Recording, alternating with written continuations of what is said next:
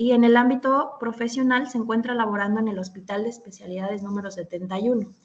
Asimismo, imparte clases en la especialidad de radiooncología en la misma unidad médica.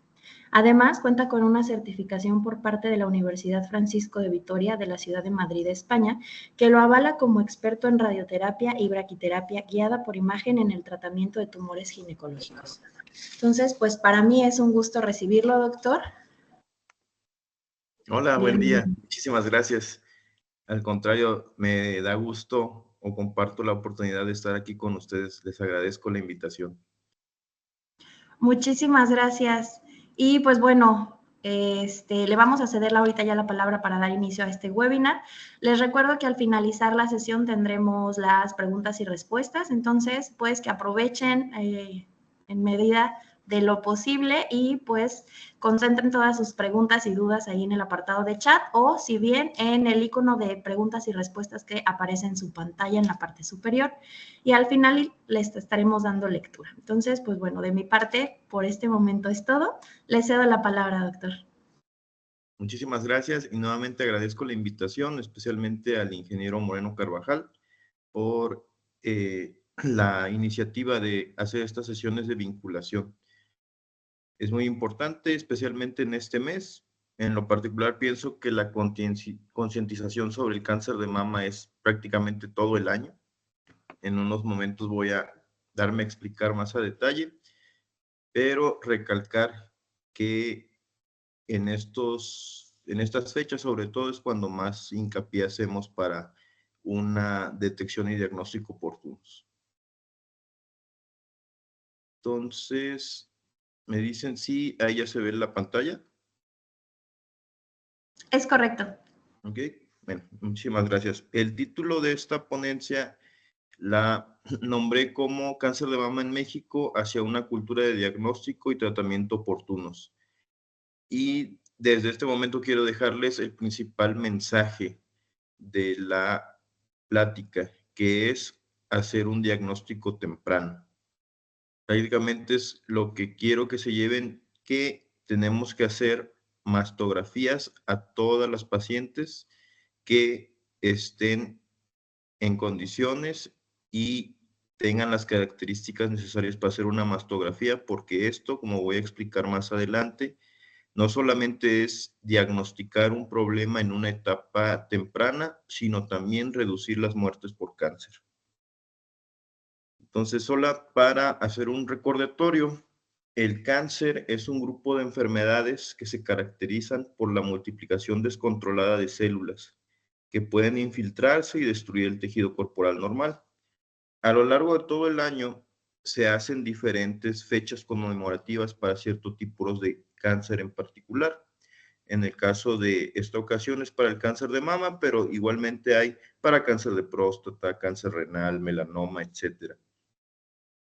En sí, hablar de cáncer es hablar de un grupo heterogéneo y distinto de diversas enfermedades. Abordando específicamente el cáncer de mama, nosotros estamos hablando de tumores malignos que se desarrollan en este órgano. Lo más común, afortunadamente, es un tipo de cáncer en especial que se llama carcinoma de la mama o adenocarcinoma de la mama. Afortunadamente, es el cáncer más común, ya tenemos bien estudiado este tipo de enfermedad, sin embargo, hay distintas variantes de cáncer de mama, por lo que actualmente el tratamiento para este tipo de enfermedad es muy personalizado. Hablando acerca del cáncer de mama en cifras, a nivel mundial el cáncer de mama representa el 30% de los tumores malignos de la mujer. Esta es la importancia que si hacemos una relación entre las muertes que ocurren por cáncer sobre el número de nuevos pacientes que se diagnostican con esta enfermedad, es del 15% aproximadamente. Esto hablando a nivel mundial. Sin embargo, hay variaciones entre países, incluso entre los mismos países hay variaciones entre regiones y ya no se hable de variaciones por estratos socioeconómicos.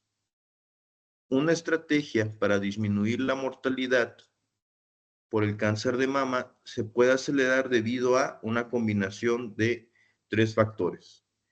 La prevención en aquellas pacientes que tengan factores de riesgo para tratar de disminuir la posibilidad de que se presente esta enfermedad.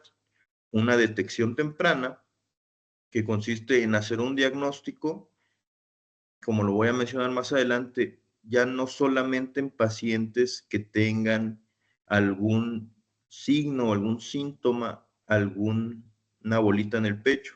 Tenemos que hacerlo antes de que aparezcan los síntomas. Y los servicios de tratamiento para todas las mujeres, que esto es todavía un escenario aún más complejo en México.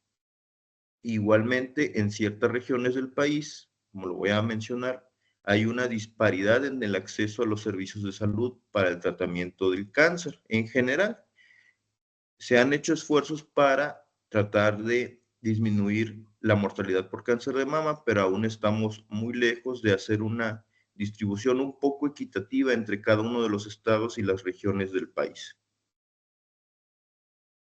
En México, se estima que al menos la mitad de los casos de las mujeres diagnosticadas con cáncer de mama se detectan en etapas localmente avanzadas o metastásicas de la enfermedad.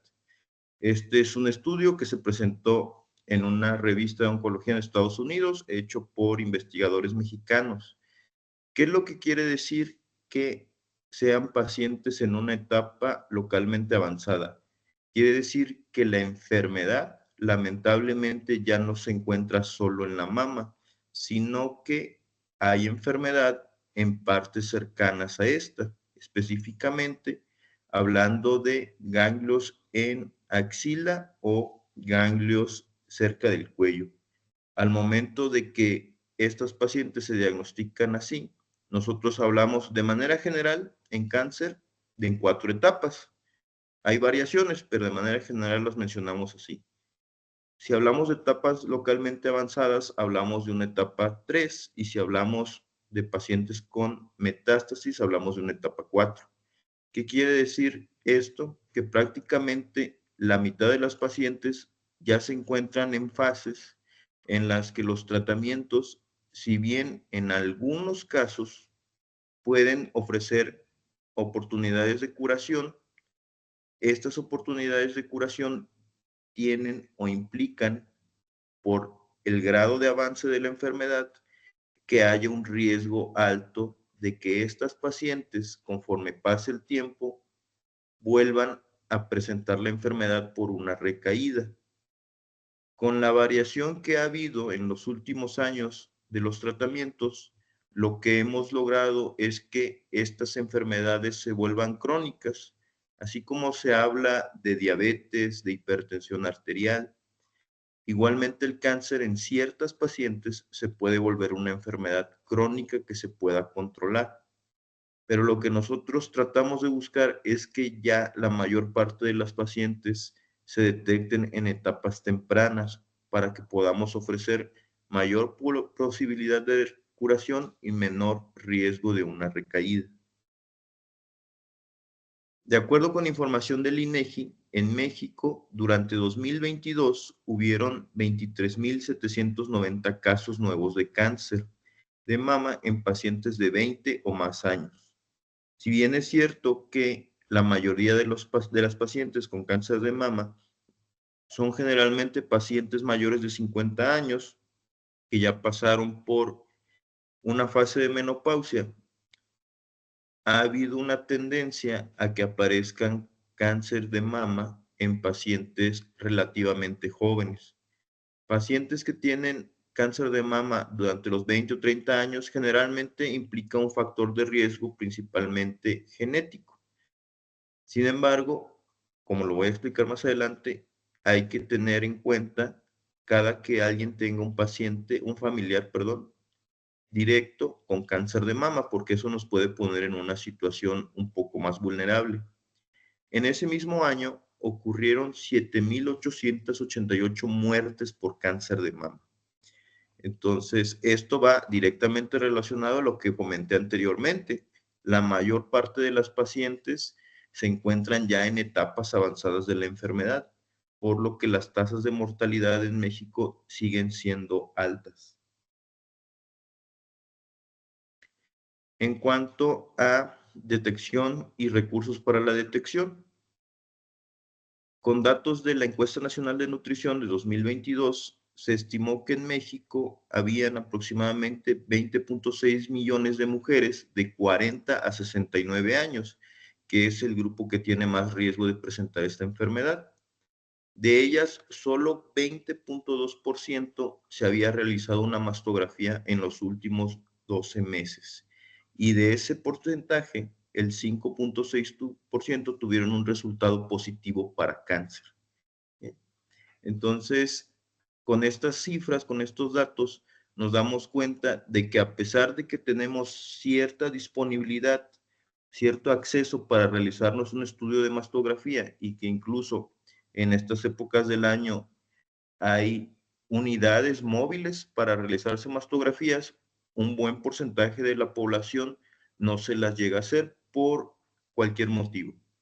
Entonces, es importante destacar esto, que a pesar de que haya mayor o menor acceso a una mastografía, un porcentaje alto de pacientes no se la logran hacer. El cáncer de mama se puede detectar por diferentes métodos. Uno es la autoexploración. Se les hace una recomendación a las pacientes de que se tienen que autoexplorar para detectar algún nódulo, alguna bolita en alguna de sus mamas. Sin embargo, esto tiene sus limitaciones, como lo voy a precisar más adelante. La mastografía, que es el estándar para hacer el diagnóstico de cáncer de mama. La mastografía no solamente detecta a cánceres invasores, sino que puede detectar también nódulos o enfermedades que pueden desarrollarse a un cáncer. ¿Qué quiere decir esto? Que algunas pacientes pueden tener etapas muy tempranas de la enfermedad que se pueden detectar por mastografía. Nosotros les llamamos cánceres in situ, porque esos cánceres se están desarrollando, pero en una etapa tan temprana que ni siquiera han llegado a invadir una parte considerable del tejido de la mama sana. Entonces, eso es lo valioso de la mastografía. Puede detectar lesiones iniciales de cáncer o ya un cáncer propiamente dicho. Otro método de diagnóstico puede ser el ultrasonido mamario, que este generalmente se va a recomendar para pacientes que tengan menos de 40 años. Otro estudio menos utilizado por su baja disponibilidad y costo más elevado es la resonancia magnética, que esto prácticamente está indicado en casos muy específicos de ciertas pacientes. Y prácticamente cuando hay sospecha, una sospecha alta de que haya un cáncer de mama, se debe de hacer la biopsia confirmatoria, que consiste en extraer un pedazo de tejido de el nódulo, la bolita sospechosa, para confirmar el cáncer y qué tipo de cáncer es. Hablando un poco más de la autoexploración tiene una sensibilidad, por decirlo así, una certeza de detectar nódulos de 0.5 a 1 centímetro del 26 al 41%. ¿Qué quiere decir esto? Que prácticamente si una paciente se autoexplora, es poco probable que se detecte un nódulo pequeño.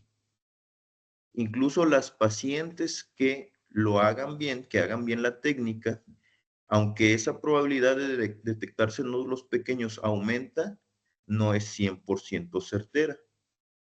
¿Qué quiere decir? Que prácticamente cuando una paciente se está detectando una bolita en la exploración, este nódulo ya debe de tener cierto tamaño, es decir, va a ser mayor de 1 centímetro. ¿Ok? Y esto está también supeditado a ciertas características, el tamaño de las mamas, la característica o la densidad de las mamas de cada paciente, por lo que estas variables pueden afectar mucho que una paciente se pueda detectar por sí misma un nódulo. Puntualizando, Cuando una paciente se detecta un nódulo en la autoexploración, quiere decir que este nódulo ya prácticamente va a ser una enfermedad avanzada en la mayoría de los casos. Al contrario, la mastografía tiene una sensibilidad, una certeza de diagnosticar 85 a 95% de los nódulos mamarios, incluso cuando estos sean menores de 1 centímetro. Y este es prácticamente el enfoque o el principal mensaje que quiero mandar, que todas las pacientes que estén en edad para realizarse una mastografía se la hagan. No esperar a que las pacientes se detecten por sí solas un nódulo mamario. Hablando un poco más de las mastografías, igualmente con información del INEGI, en México en 2021 hubieron 1,281 mastógrafos. 41.1 estaban en instituciones de salud, 36.1 en establecimientos particulares y 22.8 en servicios de salud para población sin seguridad social. Hablando acerca de esto, también hay una disparidad en la disposición de mastógrafos por entidad del país y por ciudades. La importancia de la mastografía. ¿Por qué es tan importante? ¿Por qué hago tanto énfasis en esto? Las mastografías de forma periódica pueden reducir el riesgo de morir por cáncer de mama.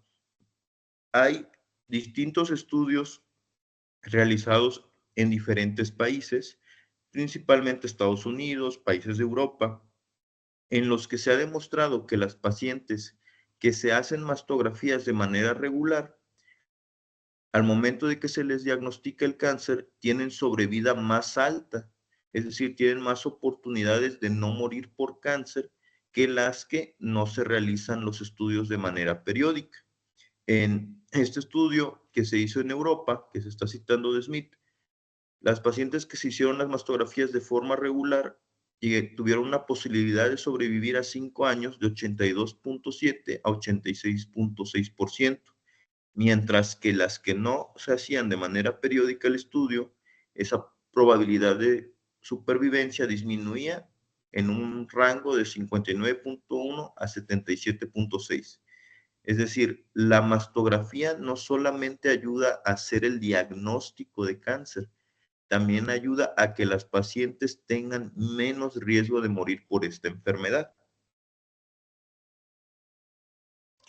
Ahora, ¿cuáles son las indicaciones para hacer una mastografía? Para la población en general, a partir de los 40 años.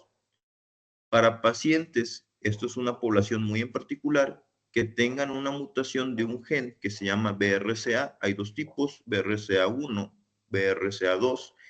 BRCA significa por sus siglas en inglés, breast cancer. Esas pacientes que ya tienen demostrada una mutación en ellas o en un familiar, se recomienda que se haga a menor edad, esto es a los 25 a 30 años. Y en aquellos pacientes que tuvieran un familiar de primer grado con el diagnóstico de cáncer de mama, también se recomienda que la mastografía se haga a partir de los 25 a 30 años o a los 10 años antes del diagnóstico del pariente. ¿Qué quiere decir esto? Que, por ejemplo, si su mamá tuvo cáncer de mama diagnosticado a los 45 años, pues ella tendría que empezar a hacerse el tamizaje, la mastografía, a partir de los 35 años.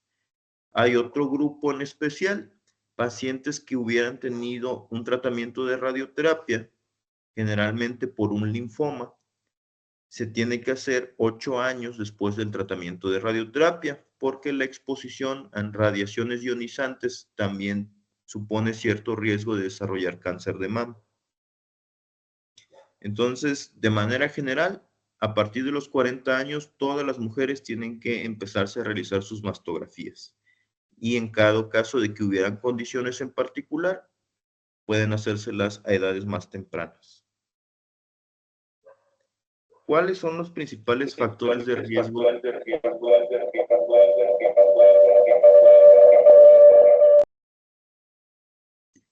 ¿Cuáles son los principales factores de riesgo para presentar esta enfermedad? El primero, pues es ser mujer, ¿no? Aunque también hay casos de cáncer de mama en hombres, si lo vemos por porcentajes, es alrededor del 1 o menos del 1% los casos de cáncer de mama que se presentan en hombres. La mayor parte, si no es que todos, se están presentando prácticamente en mujeres. Ahora, alrededor del 10% de los cánceres de mama están relacionados a predisposición genética o historia familiar. Lo que les comentaba, presencia de genes que favorecen que se produzca esta enfermedad. Generalmente, o es común ver en la consulta que las pacientes nos hacen la pregunta de si el cáncer es hereditario, si lo van a heredar a sus hijas o algún otro familiar, y la mayor parte de los casos afortunadamente no lo es. Sin embargo, cuando tenemos una historia familiar de varios pacientes con cáncer de mama o incluso familiares que tengan algún otro tipo de cáncer relacionado al cáncer de mama, valdría la pena estudiar un poco más a ese paciente, incluso mandarlo a asesoría genética o que se haga algún tipo de prueba en particular.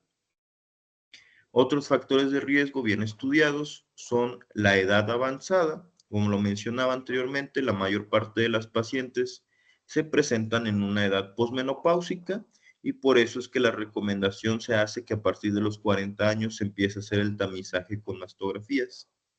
Algunos factores asociados al embarazo. ¿Qué quiere decir esto? Que, por ejemplo, las pacientes que nunca se embarazaron también tienen un poco más de riesgo de presentar cáncer de mama, o las pacientes que llegan a tener su embarazo en una etapa avanzada. También eso podría ser un factor de riesgo, aunque en menor porcentaje. Otros factores asociados es el uso de ciertos tratamientos hormonales y factores relacionados al estilo de vida, que estos sí pueden ser modificables, y algunos de estos pueden ser el tabaquismo, el sobrepeso y la obesidad, que si bien no son los factores de mayor peso, también pueden ayudar a reducir los riesgos. Ahora, hablando un poco sobre el tratamiento oportuno, para que tengamos una noción acerca de cómo hay una disparidad en el acceso a los servicios de salud. En 2021, en México, habían 1,043 especialistas en oncología registrados en el sector público de salud. Prácticamente cerca de la tercera parte se encontraban en la Ciudad de México. Y, por ejemplo, en Quintana Roo solamente había 0,5% de especialistas en oncología presentes en esa entidad federativa. Sabemos bien que en México hay una tendencia a la centralización de cualquier servicio en general. En el caso del área de la salud, prácticamente la Ciudad de México es el que tiene más recursos para hacer el diagnóstico, el tratamiento y el seguimiento de este tipo de pacientes. Igualmente ciudades como Monterrey o Guadalajara, entre otras ciudades del país. Entonces, se han hecho intentos para tratar de descentralizar este tipo de atenciones altamente especializadas. Sin embargo, aún falta mucho por hacer. Esta es una imagen meramente representativa creada por Pick Online en conmemoración al Día Internacional del Cáncer de Mama, que es mañana. Se ejemplifica con un moño rosa y aquí podemos ver varias partes del proceso. Sin embargo, como voy a mencionar más adelante, esta imagen, como muchas imágenes, a veces se queda ciertamente limitada, porque aquí se representa que la paciente se detecta por medio de autoexploración el nódulo, acude al médico, se hace el diagnóstico, hace el proceso de duelo, enfrentar la noticia. Posteriormente empieza la secuencia de tratamiento, que aquí viene ejemplificada en la forma en cómo se hizo por muchos años. Es decir, primero la cirugía, posteriormente quimioterapia, al finalizar radioterapia, nuevamente evaluación médica. Generalmente aquí hay un tratamiento que se da posteriormente a terminar la radioterapia en ciertos pacientes. y posteriormente se da la recuperación. Sin embargo, la realidad es, como siempre, mucho más compleja. El tratamiento para el cáncer de mama es interdisciplinario, está centrado en la atención del paciente y participan diferentes especialidades médicas. De su lado izquierdo van a ver a prácticamente las tres especialidades oncológicas principales, que son la cirugía oncológica, que se encargan de realizar desde las biopsias, las cirugías para cáncer, que pueden ser cirugías pequeñas o más grandes, conservadoras o radicales, el área de oncología médica, que se encarga de hacer el tratamiento con medicamentos, ya sea quimioterapia, terapias blancos u otro tipo de medicamentos como inhibidores de la aromatasa para pacientes con cáncer de mama, la radiooncología, que es mi especialidad. En esta nos encargamos de tratar con radiaciones ionizantes a las pacientes que tienen este tipo de diagnósticos, y esto en diferentes escenarios. Es decir, la paciente puede presentarse en una situación en la que el tratamiento sea con intención de curar, o en el caso en el que solamente se trate de controlar la enfermedad o solamente paliar los síntomas.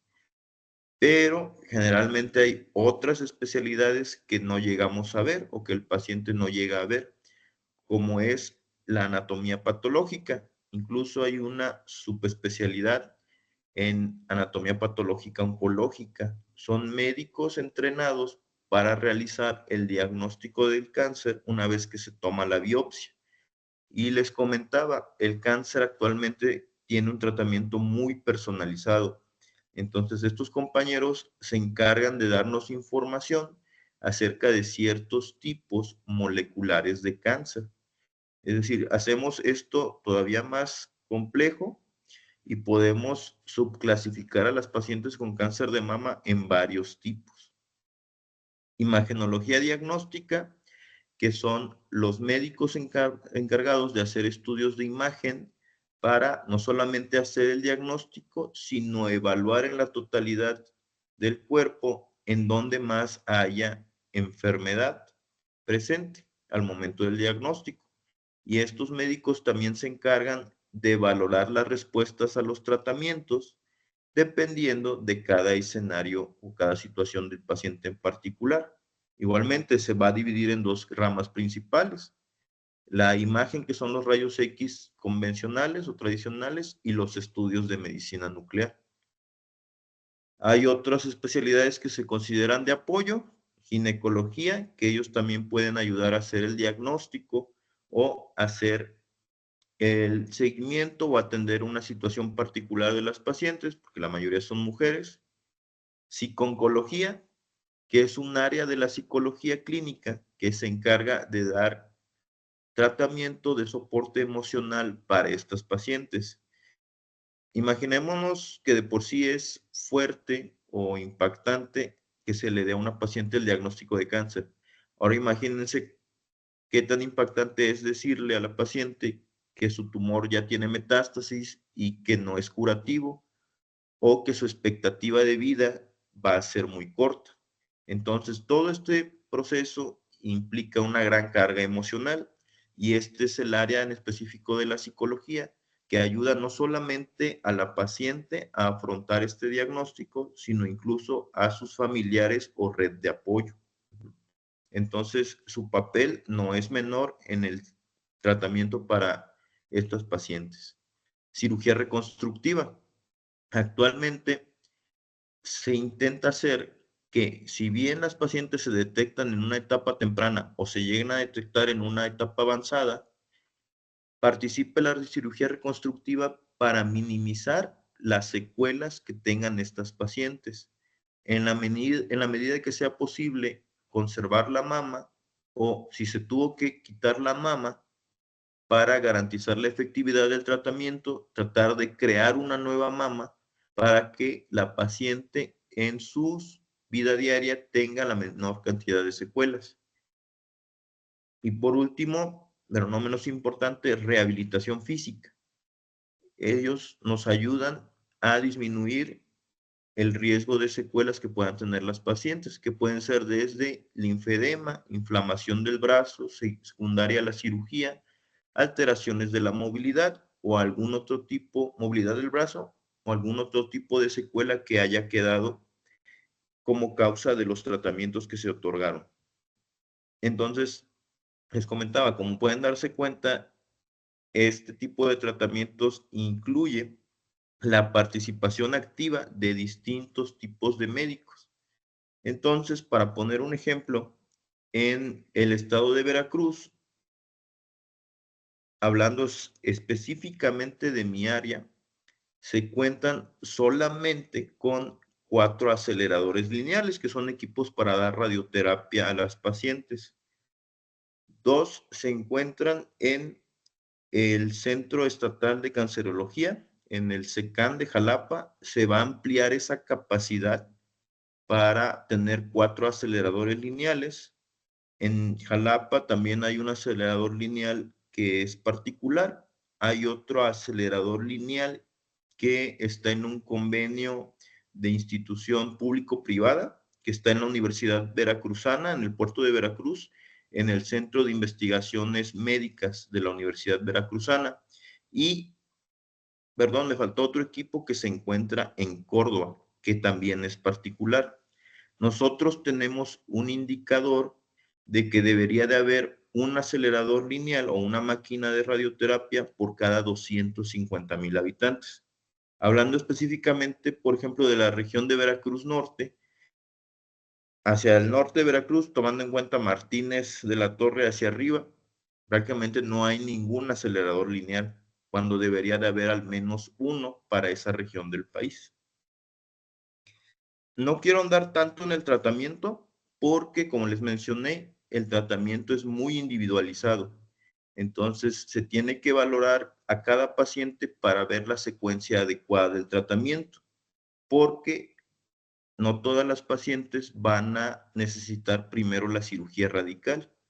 Probablemente algunas, y de hecho debería ser la mayoría, van a recibir primero un tratamiento de quimioterapia, por lo que comentaba anteriormente.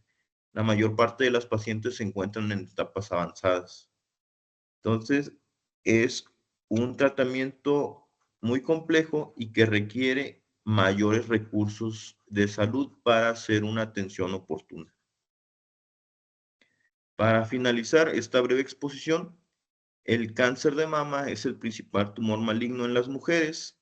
Hay factores de riesgo que pueden ser modificables y ayudan a disminuir su aparición. Y lo más importante, el acceso al diagnóstico y tratamiento tempranos va a disminuir la mortalidad por cáncer de mama y que la mastografía ayuda a salvar vidas.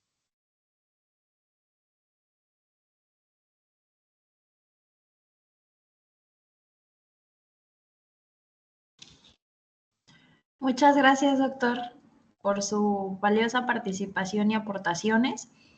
En este momento, pues, abrimos lo que son la sesión de preguntas y respuestas, así que invitamos a la audiencia que nos acompaña el día de hoy, pues, a atender estos comentarios, dudas o inquietudes que puedan tener. Entonces, pues los invitamos a que si gustan también levantar la mano, podemos cederles el uso de la palabra y si no, pues a través del chat.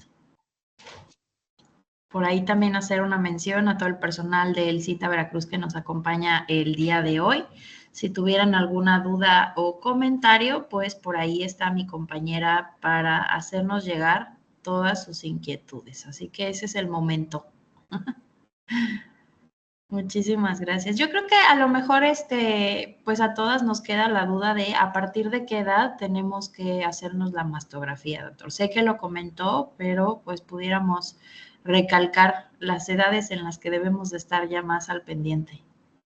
Sí, claro, con todo gusto. A partir de los 40 años para la población en general, y si hubiera algún factor de riesgo como una mutación ya estudiada de un gen que se llama BRCA o fue un familiar directo con cáncer de mama a partir de los 25 o 30 años. Me llamó la atención el tema del gen de mutación, el BRCA. ¿Es necesario o sería recomendable que muchas hiciéramos este análisis o No se salvo que hubiera hace, historial? no se hace de forma rutinaria. Se hace cuando, uno, hay sospecha por los antecedentes familiares Ok, de que se pueda presentar el gen. Por ejemplo, mi mamá tuvo cáncer, una hermana de mi mamá tuvo cáncer de mama y o se presenta una paciente con el diagnóstico de cáncer. Cuando existe esta relación tan directa entre familiares, sí se sugeriría que se determinase el gen BRCA. Otra situación pudiera ser en el caso de que cierta familiar tuviera un cáncer de ovario, porque este cáncer también se relaciona a una mutación de ese gen. Pero siempre tiene que haber esta relación entre más de un familiar afectado por cáncer, principalmente de mama, familiares directos. Siempre habría que tener esta relación para tener la sospecha y hacer la sugerencia de la determinación del gen. ok, ok. Entonces no siempre es necesario ni recomendable. Ok, Sí, no es rutinario. muy bien. Y por ejemplo, en el caso de los ultrasonidos, ¿qué tan recomendable o, bueno, en algún momento alguna doctora me dijo que ya era tiempo de hacerme mastografía y otra doctora me dijo que no era necesario, que íbamos a recurrir solo a ultrasonido? ¿Cuál sería la diferencia o por qué sí un método y otro? Generalmente el ultrasonido se recomienda en pacientes menores de 40 años porque las mamas tienen una densidad diferente a las pacientes después de esta edad. Es decir, la mastografía en pacientes muy, muy jóvenes, por ejemplo, hablando de pacientes de 18 o 23 años, no van a ser tan útiles para detectar algún nódulo en esas pacientes por la densidad mamaria. Por eso se recomienda en una edad más temprana hacer el ultrasonido, a menos de que ya hubiera una sospecha alta de tener familiar con cáncer de mama u otro factor de riesgo. Pero es principalmente por eso, por la densidad de las mamas. En pacientes jóvenes se recomienda el ultrasonido. Ok, gracias, doctor. Tenemos una pregunta. ¿Existe algún riesgo al realizar la mastografía cada 6 meses si es que no se tiene sospecha, solo son para control? No, no existe algún riesgo. Generalmente, en ciertas situaciones sí se recomienda que se haga 6 meses. ¿Por qué? Porque cuando nosotros, o más bien el médico radiólogo, interpreta la mastografía, le va a dar una calificación que se llama BIRATS. Ahí ellos van a ver unos números, los pacientes. Y en algunos casos, cuando quede una duda acerca de la imagen que se vio en la mastografía, el médico radiólogo sí puede sugerir que se haga la mastografía cada 6 meses para evaluar esa imagen, el comportamiento y las características que tiene. Ok, gracias. Tenemos un comentario, que creo que es de reflexión para todas y todos. La mamá de esta participante es maestra del CECIT número 6. Comenta que su mamá tuvo cáncer de mama a los 74 años, que eso fue hace 6 años y ella se encuentra muy bien. Hoy tiene ya 80 y se le da seguimiento en mastografía y ultrasonido. Nosotras como hijas y nietas y familiares en general, pues se recomienda, ¿no? También el cuidado de nuestras abuelitas o tías mayores, ¿no? O sea, procurar también este cuidado entre todas. Claro. ¿En qué momento es oportuno dar este tipo de información y a través de qué medio para tratar de hacer medicina preventiva y para que se llegue a detectar el cáncer antes de que sea más grave? Pues en todo momento, siempre. Nosotros en diferentes etapas de la vida tenemos que tener ciertas medidas de medicina preventiva, ¿no? Independientemente de que uno sea hombre o sea mujer.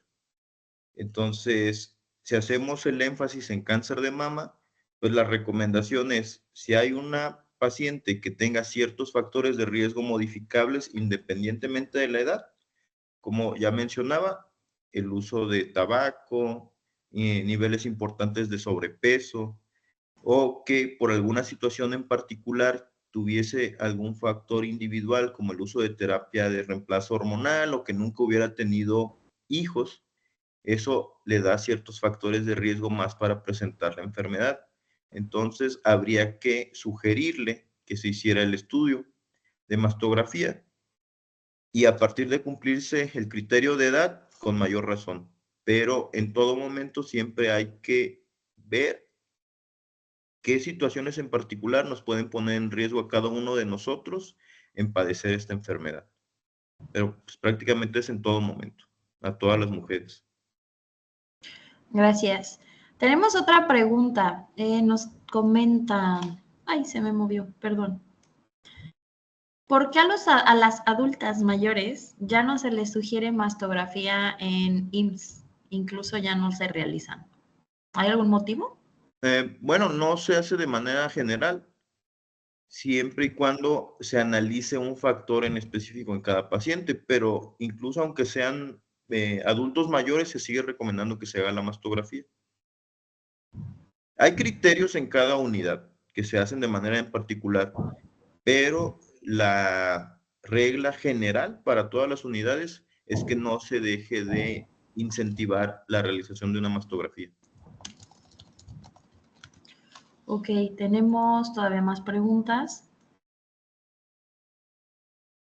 El ultrasonido para menores de 40 años, ¿en qué periodo se recomienda realizarlo? No se recomienda de manera general. Ok. Aquí tendríamos que evaluar las condiciones o características de cada paciente, porque hay pacientes que, por ejemplo, tuvieron diagnósticos de otras enfermedades, como pueden ser fibroadenomas o algún tipo de neoplasias, es decir, de tumores que no son cáncer, como hay una que se llama hiperplasia ductal, que si bien no le pone mayor riesgo de tener cáncer, sí habría que darle un seguimiento a estos pacientes para ver si vuelven a presentar esa enfermedad o tienen algún otro riesgo para presentar cáncer. Pero de manera rutinaria no. Hay que hacerlo dependiendo de las características de cada paciente. Ok, gracias, doctor. Hay otra pregunta de cuando se tiene historial familiar de cáncer, ¿cuál es la posibilidad o probabilidad de heredar ese tipo de cáncer? O cáncer Habría en que general. analizar el cáncer en particular, como lo comentaba. Si es cáncer de mama, el riesgo, de manera general, si es una mujer, se incrementa al doble comparado con la población en general. Ujú. Eso no quiere decir que vaya a tener el diagnóstico, pero sí que la pone en más riesgo. El hecho de ser mujer ya era el principal factor de riesgo. Ahora, si tengo un familiar, ese riesgo se incrementa, pero solamente estamos hablando de riesgos.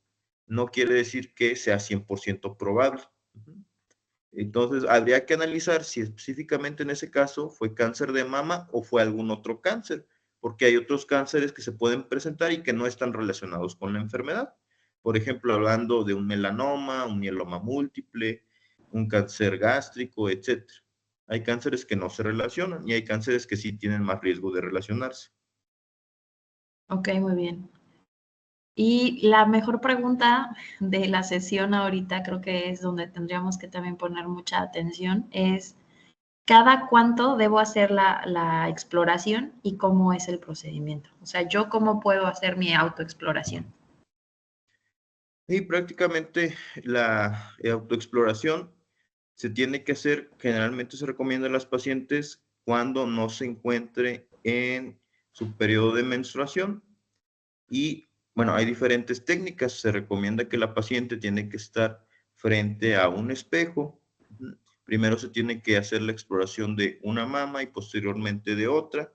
Y prácticamente, o de manera entendible, es que con la mano contraria a la mama explorada o la mama que va a explorar, se tiene que palpar alrededor de la areola para irse detectando nódulos, que como le comentaba, la autoexploración está muy limitada. Hay mucho sesgo en este tipo de técnicas porque cuando la paciente se detecta el nódulo es que ya está en una etapa avanzada, prácticamente. Pero pues la técnica de manera general es esa. Ujú. Ok, gracias. Otra pregunta, ¿el cáncer de mama se relaciona también con el cáncer cervicouterino o de No, no ovario? tienen relación. No. El cáncer cervicuterino generalmente se presenta por exposición al virus del papiloma humano y en ciertos rangos de edades, pero no se relaciona al cáncer de mama. Ok, gracias, doctor. Me parece que tenemos una participación aquí en el auditorio con nuestro personal.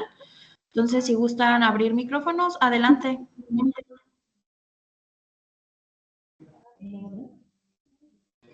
Creo que no los escuchamos. Gaby, no te escuchamos. No, te escucho muy bajito. A ver otra vez. ¿Ya se escucha? Hola, hola. Ajá. Sí, adelante. Gracias. Perdón. Hola, doctor. Muchísimas gracias por atender y por la plática. Muy interesante todo. Aquí en el CITA, estamos en el auditorio todos reunidos, escuchando y surgen comentarios y dudas, ¿verdad? Una de las dudas es en los hombres, a partir, ¿sí se escucha? Sí, sí lo Sí, escucho. adelante. En los hombres, ¿a partir de qué edad se recomienda hacerse algún estudio referente a este tema? No, no está recomendado. Específicamente para cáncer de mama no hay una recomendación, a menos de que el paciente hombre tenga un familiar directo con cáncer de mama. Pero para la población general no se recomienda. Por la particularidad que mencionaba, el cáncer de mama es muy raro que se presente en hombres. Pero si algún hombre llegara a tener un familiar directo con el diagnóstico de cáncer de mama, o ya no se diga uno, sino dos, ahí sí estaría recomendado a partir de la misma edad que las mujeres, es decir, 25 a 30 años, pero de manera general no se recomienda. Entonces, lo recomendable para prevenir esto sería también autoexploración. Pues no tanto la autoexploración, sino, insisto, la mastografía. Como les Ok. comenté, la mastografía no solamente detecta, sino disminuye el riesgo de mortalidad. Sí, la autoexploración sí, se sigue recomendando, pero tiene muchas limitaciones, porque no puede detectar nódulos pequeños, lo que sí puede hacer la mastografía. Muy bien, gracias, doctor. Gaby. Sí, sí. Bueno. Sí, te escuchamos. Hola. Sí, aquí salen otro tipo de comentarios, no tanto dudas, pero sí comentarios referente a esta cultura de, me llamó mucho la atención una palabra que se usó al momento de expresar, ¿verdad? Referente a este tema, la vergüenza o el miedo, doctor. Personas se acercan y me comentan con esta palabra, me da vergüenza, me da miedo. ¿Qué comentarios puede darnos referente a este tema? Porque creo que es algo que nos pasa mucho, ¿no? De repente los mismos pacientes por miedo, por vergüenza, no nos acercamos, no tomamos las medidas y aunque estamos a tiempo, todavía no tomamos acción. Sí, lamentablemente eso es todavía muy común que lo encontremos en distintas regiones del país. Es decir, ese tipo de situación que se encuentra en las pacientes, ya no solamente mujeres, sino también en los hombres, que no quiero ir porque no quiero que me encuentren algo, ¿no? No quiero ir porque me van a diagnosticar un cáncer o me van a decir que ya está muy avanzado. Eso es parte del pensamiento que se tiene que modificar. Entonces, en todo momento, por eso hablaba acerca del papel de la psicología, se tiene que dar el apoyo desde el momento que se hace el diagnóstico, empezar con la intervención y en el seguimiento. Entonces, es entendible y es válido que tengan la emoción de vergüenza o de miedo, pero nosotros en la medida de lo posible tenemos que ayudar y sobre todo los compañeros que hacen medicina preventiva, incentivar a la población para que a pesar de que tengan este tipo de emociones o de sentimientos, den el paso para mejorar su estado de salud. Generalmente yo ya me enfoco en hacer el tratamiento. Prácticamente estoy retirado de lo que es la medicina preventiva. O sea, veo lo del abordaje diagnóstico y principalmente el tratamiento, pero hay gente encargada de esta área, que son los promotores de salud y los médicos de primer contacto, que son los que hacen más o deberían de hacer más la medicina preventiva, pero sobre todo, digo, el apoyo hacia los pacientes para tratar de cambiar esta línea de pensamiento, darles apoyo emocional y psicológico para que den el paso y puedan hacerse un diagnóstico de manera oportuna. Finalmente son pequeños minutos de incomodidad contra, pues, el riesgo de una enfermedad, ¿no? Entonces, Sí, pues, sí, tal muchas vez veces sean, hay que... Sí. sí, puede incluso ser más de ciertos minutos, porque hay algunos pacientes que llegan a tener algo que se llama, bueno, todos lo tienen, ¿no? Duelo, que es al momento de que se les da este diagnóstico, que incluye desde la negación, el enojo, la depresión, hasta que se llega a la aceptación. Incluso ese proceso puede ser muy largo. Entonces, ahí la importancia de el apoyo, del acompañamiento que otros profesionales de la salud hacen para este tipo de población en específico.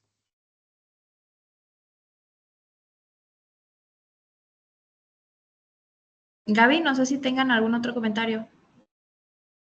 Si no, acá tenemos preguntas.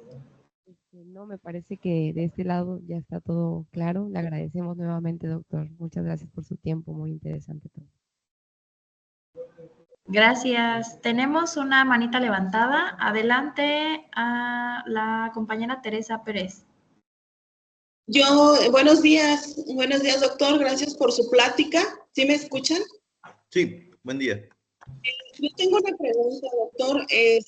Ahí dentro de los factores de riesgo, usted mencionaba que la terapia hormonal era un factor de riesgo para desarrollar el cáncer. Ahora la pregunta y la duda es esta: ¿qué tanto es el porcentaje de riesgo que desarrolla una persona con la terapia hormonal? Ya ve que ahorita en la actualidad, pues, hay muchas terapias, métodos anticonceptivos, porque es una hormona que está ingresando a mi organismo y demás.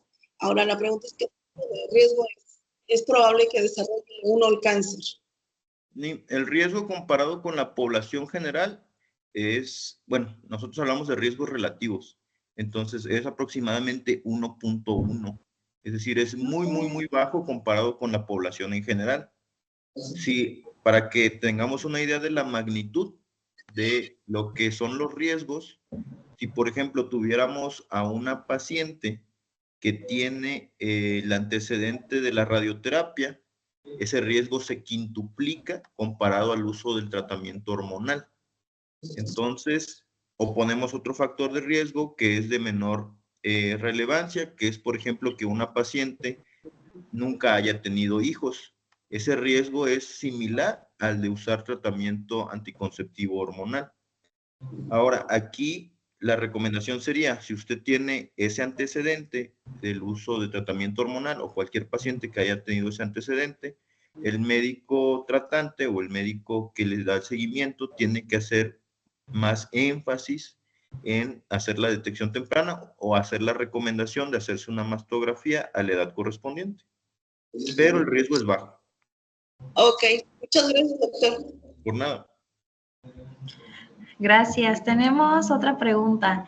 ¿Qué tanto llega a influir el sobrepeso y el consumo de alcohol para desarrollar cáncer de mama? También son factores de riesgo menores, no son los principales. El riesgo también es bajo si solamente estuviese ese factor presente. Okay. Pero igual, como comentaba hace un momento, pues el estilo de vida pues es algo que se puede modificar y Claro. pues reducir el riesgo, ¿no? Sí, si bien no es el principal factor de riesgo de mama, lo pone en riesgo para otras enfermedades. Es decir, para enfermedades Diabetes. cardiovasculares, diabetes, problemas articulares, dependiendo del consumo de alcohol, cáncer de páncreas, cáncer de cavidad oral. Es decir, siempre es lo recomendable tener un estilo de vida saludable. Seguimos con algunas preguntitas. ¿Hay algunos síntomas que me puedan alertar si tengo algún tipo de cáncer? Hablando de cáncer de mama, que se detecte la presencia de nódulos, que haya salida de secreción de líquido por el pezón, que haya cambios en el tamaño, la forma de la mama, que haya retracción del pezón, que haya, por ejemplo, dolor, una molestia, pero cuando aparecen síntomas, signos, esto habla de una etapa avanzada, en la mayoría de los casos. Entonces, por eso, lo que les comentaba, ya no tanto la autoexploración ni detectarme algo, sino me toca la mastografía, tengo que ir. Ok, doctor, muchas gracias. Y ya la última pregunta. ¿Cuáles son los efectos secundarios del tratamiento para el cáncer? Efectos secundarios, pues es una pregunta una respuesta muy larga porque depende del tipo de tratamiento que se dé. Hay efectos secundarios por la cirugía, efectos secundarios por la quimioterapia, efectos secundarios por la radioterapia. En general, la mayoría de los efectos secundarios que se presentan es que haya cansancio, una fatiga, puede haber cierta molestia o dolor en la región que se trató, incluso aunque sea una cirugía conservadora de la mama. En los casos que se hacen cirugías más grandes, puede haber un aumento en el volumen del tamaño del brazo del lado afectado, algo que se llama linfedema. Eso puede condicionar que haya una sensación de pesadez en el brazo, además de que se inflame. Igualmente, si se dio radioterapia, pueden haber cambios en la coloración de la piel, aparición de ciertas como arañitas sobre la piel, que la mama, en el caso de que se haya conservado, tenga cambios en el tamaño, se haga más pequeña, se vuelva más dura.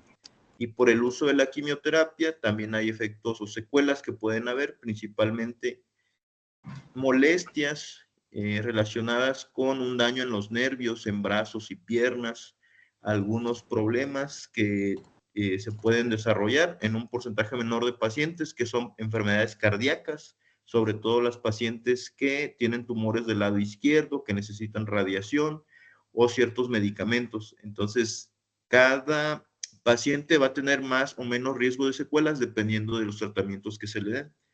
Generalmente cuando nosotros ofrecemos un tratamiento, les hacemos llenar un formato que se llama de consentimiento informado. Entonces ahí les explicamos en qué consiste el tratamiento, qué beneficios les va a otorgar el tratamiento y las secuelas que les puede dejar el tratamiento. Pero cada caso es individualizado. Gracias, doctor. No sé si tengamos algún otro comentario.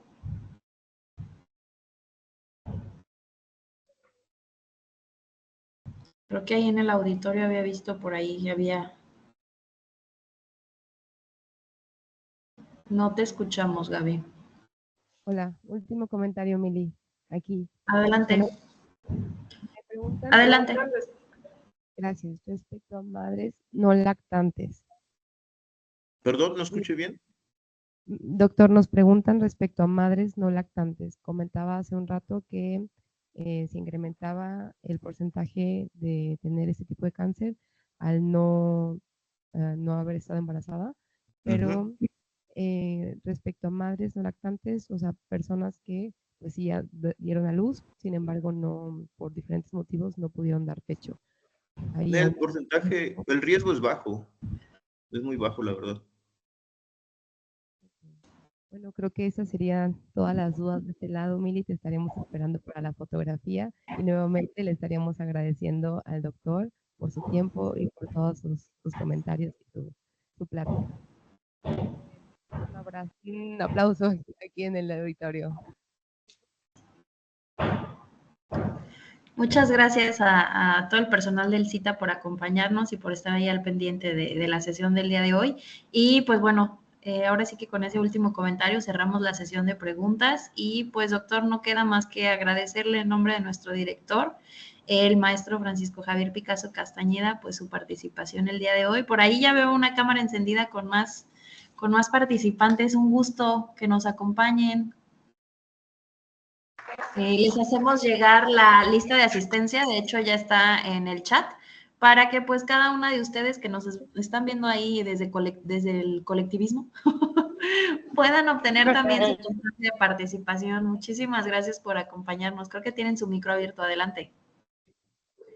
Sí, aquí estamos de la empresa Gaia, pues queremos agradecerle al doctor por habernos dado la capacitación.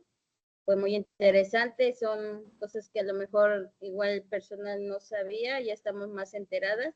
Muchas gracias por tomarse el tiempo y pues un aplauso para el doctor. Qué gusto poder llegar a muchas personas. ¿Perdón?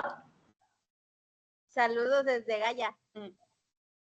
Muchos saludos. Por ahí luego las visitamos. Queremos helado. Claro, aquí están las puertas abiertas para todos cuando gusten conocernos y visitarnos. Muchísimas gracias por su participación. La verdad es que a nosotros nos llena de satisfacción que estos eventos no solamente puedan beneficiar a la comunidad politécnica, sino pues también a toda la comunidad en general y pues sobre todo aquí a la comunidad veracruzana. Entonces, pues muchísimas gracias, doctor. Vamos a entonces proceder con el cierre de este webinar. Si me permiten o me apoyan con la presentación, muchísimas gracias. Que por ahí tuvimos una filtración hace un momento y ya la había visto. Ya no hay efecto sorpresa. Pero bueno, muchísimas gracias. En nombre de nuestro director, pues me voy a dar... le voy a dar lectura a esta constancia. El Centro de Innovación e Integración de Tecnologías Avanzadas, Unidad Veracruz, otorga la presente constancia al doctor Diego Iván Juárez González por su valiosa participación como ponente en el webinar Cáncer de mama en México, hacia una cultura de diagnóstico y tratamiento oportuno. La técnica al servicio de la patria, Papantla, Veracruz, con fecha de 18 de octubre del 2024. Firma el calce nuestro director, el maestro Francisco Javier Picasso Castañeda. Muchísimas gracias, doctor. Gracias. Por ahí seguimos teniendo comentarios de agradecimiento y felicitaciones pues por esta ponencia. Entonces, pues la verdad es de que a través del Comité de Género y pues de toda la comunidad del CITA Veracruz, pues le agradecemos su valiosa participación y sobre todo pues por este valioso tema, ¿no? Que es de importancia para todas específicamente y pues más en este día previo a la conmemoración del Día Internacional del Cáncer de Mama. Entonces, pues bueno, muchísimas gracias. Por ahí tenemos saluditos, hacer el comercial, muchas gracias.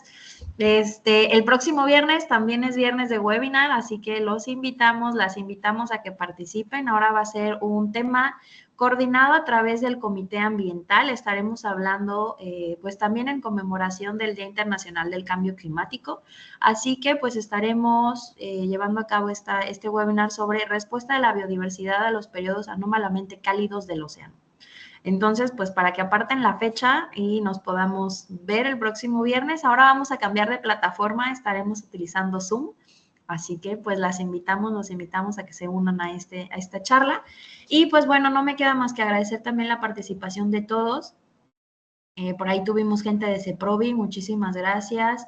Del CECIT número 6. No sé quién más estuvo por aquí. Obviamente Gaia, que ya estamos ahí viendo a todo el personal femenino. Muchísimas gracias por ahí. Muchas manitas saludando. Gracias, gracias.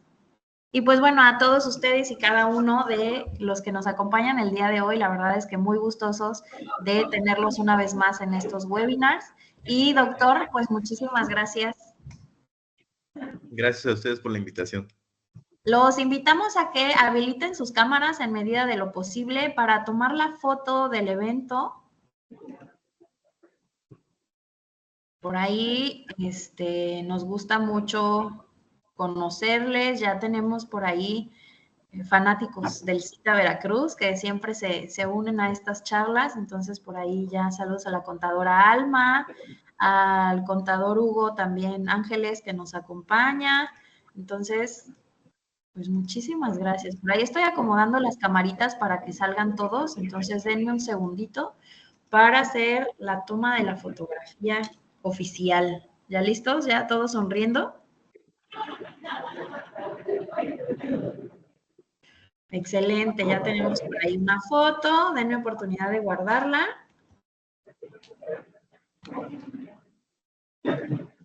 A ver, tomamos otra foto. ¿Listos? ¿Listas? Excelente. A ver, ya ahí en Gaia se están acomodando para la foto. Vamos a aprovechar. Muchísimas. Excelente. Muchas gracias. La verdad es un gusto saludarles viernes a viernes. Nos vemos el próximo viernes 25, me parece. Y pues bueno, nuevamente, doctor, muchísimas gracias. En breve le haremos llegar su constancia y pues agradecer al Comité de Género pues por traer estas acciones para todas y todos. Un saludo caluroso ahí al auditorio de todo, nos acompaña toda la comunidad del CITA. a Gaia, a toda la comunidad politécnica que también está por aquí con nosotros, y pues a cada uno y cada una de ustedes que nos ven desde casita u oficina. Nuevamente, muchísimas gracias y un gusto saludarles. Hasta luego, gracias. Hasta luego. Adiós. Luego.